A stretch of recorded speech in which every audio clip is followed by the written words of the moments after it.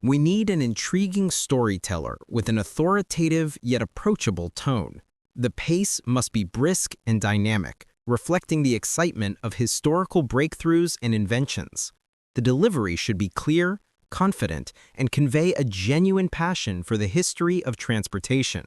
No sleepy or overly formal narration. If you've ever wondered why the legendary Mustang Mach 1 suddenly vanished in 1973, here's the plot twist. It wasn't the oil crisis. It wasn't the government. It wasn't gas prices, insurance companies, or even the EPA with a clipboard and a migraine. Nope. The real reason Ford killed the Mach 1 was way messier, way more human, and honestly, way funnier than any official story they've told since. Because behind the scenes at Ford in the early 70s, oh buddy, it was chaos, ego battles, corporate panic attacks, and a Mustang team that was basically playing emotional hot potato with one of the most iconic nameplates in American history. And the Mach 1? It wasn't a casualty of economics. It was a casualty of people. Let me take you inside the room where the decision actually happened. The conversations, the drama, the fear, and the one disastrous internal meeting that basically sealed the Mach 1's fate. So picture this. It's early 1973. Ford's headquarters in Dearborn, Michigan. A foggy Tuesday morning. Coffee that tastes like burnt cardboard. And a room full of engineers, executives, and marketing people all staring at each other like someone's about to get fired. Because Mustang sales aren't great. Not total disaster bad, but your boss is breathing down your neck bad. The Mustang is still famous, absolutely. It's still cool, definitely. But it's not winning anymore. At least not like it did in 65, 66, 67. The Mach 1, which used to be the crown jewel, is now caught in this weird identity crisis. It's too big to be a nimble sports car, too small to be a proper muscle car, too heavy to be fast, too thirsty to be economical, and too expensive to be an everyman's car. It's like the Mach 1 hit that awkward teenage phase where it can't decide if it wants to be a football star, a rock guitarist, or a guy who sells real estate. And at Ford, no one can agree what the Mustang is supposed to be anymore. Some want to make it smaller, some want to make it bigger. Some want to turn it into a luxury car. Some want to bring back the raw performance legacy. Some want to glue chrome onto everything, because apparently chrome means premium. And then there's the marketing team.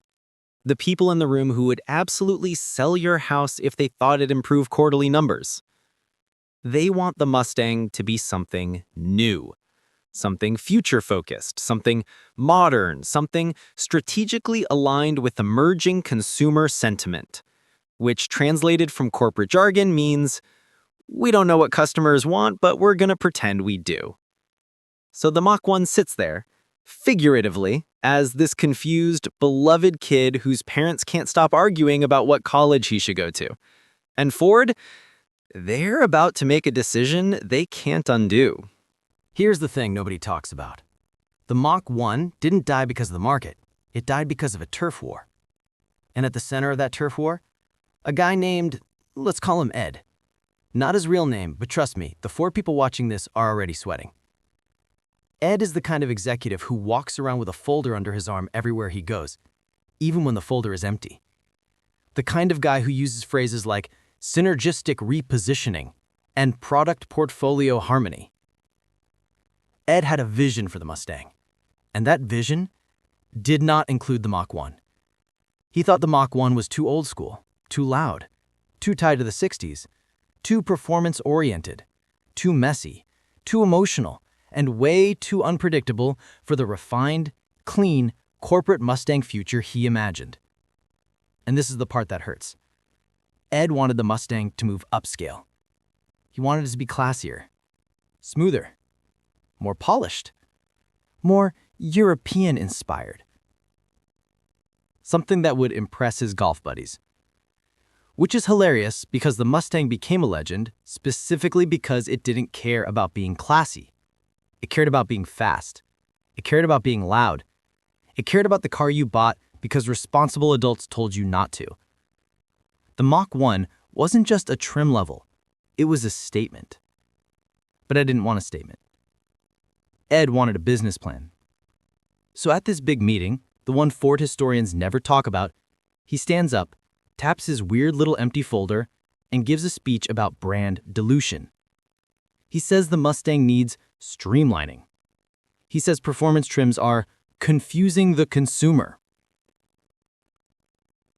He says the Mach 1 no longer aligns with forward-looking strategic objectives. And everyone else in the room? Some agree. Some push back. Some stare at the coffee, hoping God will intervene. But the Mustang team, the real enthusiasts, they know what's happening. Ed isn't killing a trim level. He's killing the soul of the car. And they can't stop him. Because Ed has someone powerful on his side. Someone higher up. Someone who also wants the Mustang to go in a more mature direction. Someone who will eventually greenlight the Mustang too. So the turning point comes when one engineer, we'll call him Tom, finally snaps. He's had enough of the corporate jargon, enough of that strategic realignment talk, enough of watching a legend get slowly dissected on a conference table like a frog in a high school biology class. Tom stands up, looks Ed dead in the eyes, and says, if we keep stripping away everything that makes a Mustang, pretty soon we won't have a Mustang. Silence. The room freezes. A secretary outside stops typing. Somewhere, a coffee machine shuts off like it knows drama when it hears it.